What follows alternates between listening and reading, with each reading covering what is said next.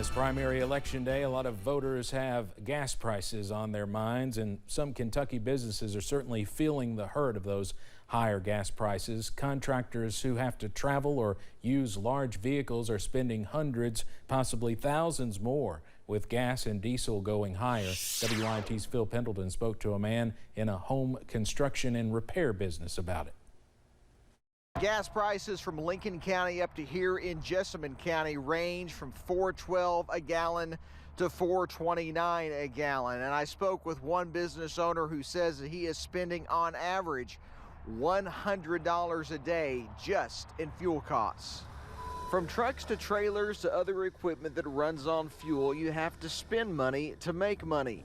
And today, that money earned is a whole lot less. Robbie East runs a construction and remodeling business that serves Garrett County and other surrounding areas. From the dump truck to pickups and other equipment, fill-ups are hurting much more now than they were just a few months ago. It would be ideal if every job was within 5 miles of your home. But right now, we're 20 miles from where we started, and if a vehicle gets 8 miles to the gallon, and pulling a trailer, you're lucky to get that. East tells me that so far that he's not had to pass much of the expense on to customers, but he says the prices stay the same or go even higher. That will likely have to change. It becomes very difficult just to make a profit. Phil Pendleton, WYMT Mountain News. According to Gas Buddy, the cheapest gas right now in Kentucky is in the Elizabethtown area, sitting at around $3.89 a gallon.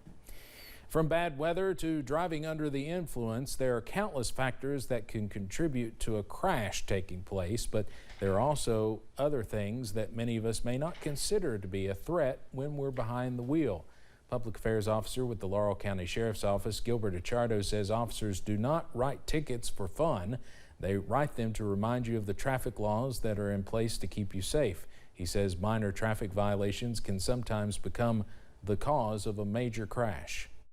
Traffic violations cause traffic crashes.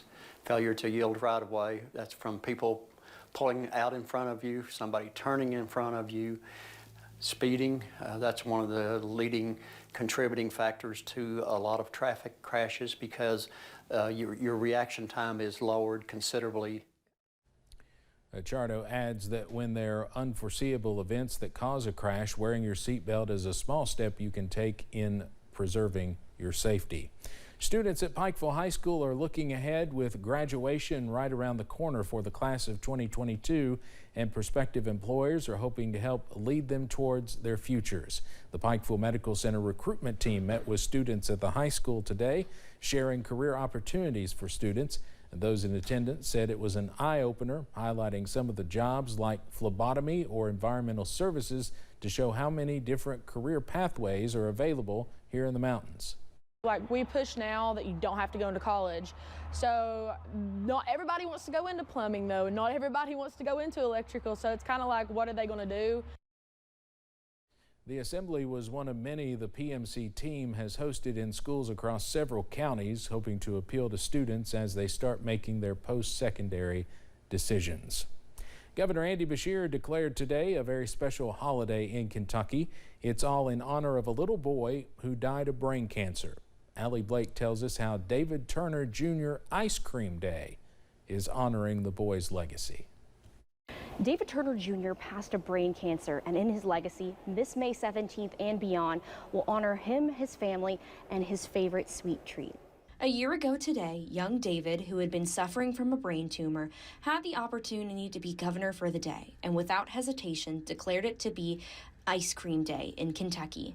David was just one of the many children that passed from this disease, and today their legacy continues. Joined by survivors and their families, the governor made it an official declaration to continue to dedicate government resources to finding a cure. You know, to have a governor that wants to take the time to recognize our children and our families currently in the fight with cancer and our bereaved families as well. Because to be honest, being a childhood cancer family, you still feel invisible to the world. And I honestly didn't realize how many people were impacted by cancer until our son was diagnosed. This day will be known indefinitely as more than just the illness that continues to plague many Kentuckians, but a sweet celebration of life and progress for the future. In Frankfort, Allie Blake, WKYT. And our own Brandon Robinson, who's in his second battle with brain cancer, also attended today's ceremony in Frankfort.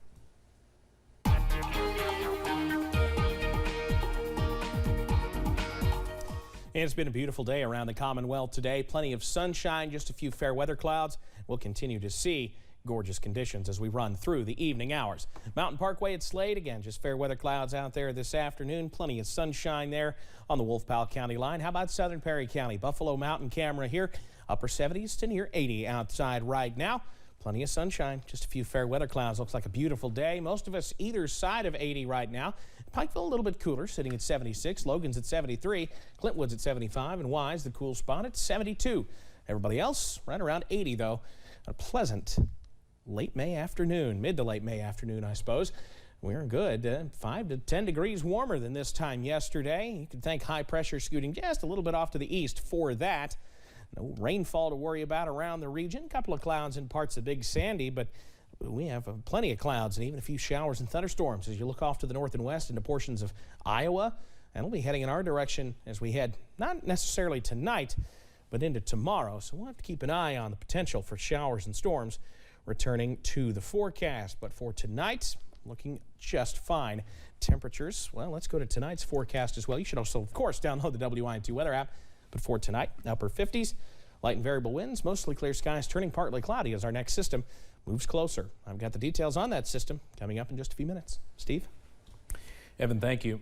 Knoxville, Tennessee is part of a growing list of cities grappling with multiple mass shootings in 2022. 5 mass shootings in the U.S. just from Friday evening to Sunday night has put a spotlight on safety concerns close to home. A mass shooting is defined as at least 4 people shot in one incident. Knoxville's first mass shooting this year was in January when 4 women were shot in a car parked in East Knoxville. Safety experts say it's time to think of a line of defense and not just with a gun. Do what-if scenarios in your mind. So if I go to a certain place and this happens, what do I need to do? Be aware of your surroundings, what you're doing, where you're going, actually how you're carrying items in your hand. Mattson also said having a plan for the entire family is crucial. Know how you're going to move with children by asking questions like, are you going to try to pick them up and carry them? Are they going to hang on to your belt loop in your pants? And is mom going to go first or is dad going to go first? Well, President Joe Biden honored the lives lost in Saturday's racist mass shooting in Buffalo, New York. The Justice Department is investigating the incident as a hate crime. The 18-year-old suspect allegedly self-identified himself as a white supremacist in a 180-page online diatribe. In his remarks, President Biden declared that, quote, evil will not win in America. He also cited the 2017 white supremacy rally in Charlottesville, Virginia, as one of the events that pushed him to run for office. The sentencing process of the convicted Parkland school shooter continues with jury selection. Nikolas Cruz killed 17 people with an AR-15 assault rifle at Marjorie Stoneman Douglas High School on Valentine's Day in 2018. 17 other people were injured. Jurors will decide if Cruz should be executed or serve life in prison without the possibility of parole. Cruz will automatically serve life in prison if the verdict is not unanimous. Are UFOs real? That's the question a congressional committee pondered today. Lawmakers have not held a hearing like this in half a century. CBS's Deborah Alfarone reports from Washington. A U.S. Navy ship captured this video of blinking triangles in the night sky. For years, it was categorized as an unidentified aerial phenomena, or a UAP. Later, a similar image was caught off another coast. Officials now believe they're drones. The triangular appearance is a result of light passing through the night vision goggles and then being recorded by an SLR camera. This is one of hundreds of UAPs a new Pentagon task force is investigating. Since the early 2000s, we have seen an increasing number of unauthorized and/or unidentified aircraft or objects in military-controlled training areas and training ranges and other designated airspace. Reports of sightings are frequent and continuing. Appearing before the House Intelligence Subcommittee, representatives from the group said there's still no government confirmation of extraterrestrial life. It's not about finding alien spacecraft, but about delivering dominant intelligence across the tactical, operational, and strategic spectrum. But Pentagon officials admit there are no easy explanations for hundreds of UAPs, like this video captured from an F-18 military plane. The Pentagon says the number of reported UAPs has increased in the last year from 143 to 400. And they say one reason is their effort to encourage more pilots and military personnel to share their stories. We want to know what's out there as much as you want to know what's out there. After the public hearing, the witnesses and lawmakers met behind closed doors to discuss more sensitive national security issues. Deborah Alfarone, CBS News, Washington. Coming up on First at 4, during the pandemic, tequila saw a huge boost in popularity, and a tequila train is capitalizing by taking visitors for a closer look at the roots of the popular spirit. And keeping an eye on storms moving into the mountains as we head later on into the work week. I'll have those details straight ahead. WYMT News app offers a